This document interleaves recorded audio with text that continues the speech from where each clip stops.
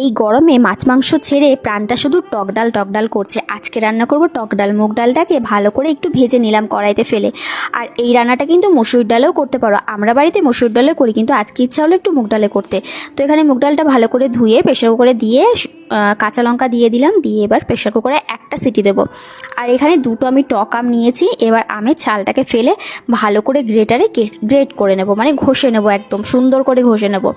তো ঘষে নেওয়ার পর এবার একটা কড়াইতে দিয়ে দিলাম তেল, সর্ষের তেল, আর দিয়ে দিলাম রসুন থেতো করে, 4-5টা রসুন থেতো করে দিলেই হবে। শুকনো লঙ্কা দিলাম, আর এবার দিয়ে দিলাম সর্ষে। ভালো করে ভাজা ভাজা হয়ে যাওয়ার পর এর মধ্যে আমটা দিয়ে দিলাম, আমটা দিয়ে 1 মিনিট মতো একটু নাড়াচাড়া করে নেব।